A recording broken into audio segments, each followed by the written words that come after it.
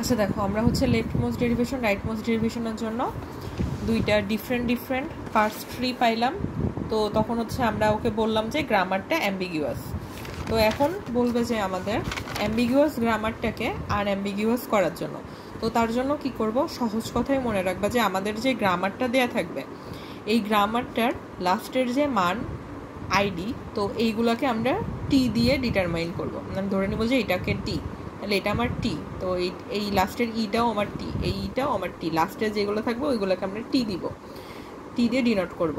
এরপরে টি এর মানে এই ইকুয়েশন, এই গ্রামারটাকে আবার রিপ্লেস করবো হইতেছে টি দিয়ে, তাহলে E tends to E plus T, E into T আর টি।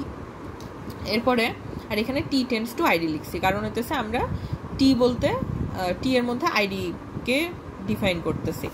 এরপরে এই যে আমাদের এইটা হইতেছে স্ট্রিং বা ইনপুট ছিল। তো সেম আমরা আগের মতোই হইতেছে আবার স্পার্স ট্রি ড্র করব এখান থেকে। তো ই নিব, ই থেকে কি লিখব, ই ইন্টু টি, কারণ হইতেছে আমরা এই যে এই ইনপুটের এইটাকে বানাইতে চাইতেছি। তো তাহলে আমি প্রথমে ধরো ইন্টু নিলাম, ই ইন্টু টি। এরপরে ইন্টু এর জন্য তো আমি তো ইন্টু পাইছি, এখন আমার দরকার হইতেছে এই আইডি আর প্লাস আইডি।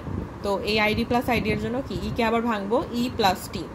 এরপরে ইকে ডিরেক্ট কি ই এর একটা মান হইতেছে আমার আইডি, আর প্লাস তো থাকলোই, আর টি থেকে আসছে হইতেছে আমাদের আইডি, আর ইন্টু এই ইন্টুটা এখানে ছিল, আর টি থেকে আসলো আইডি, তাহলে আমার ID plus ID into ID. তো আমাদের এই ইনপুটের সঙ্গে মিলে গেল।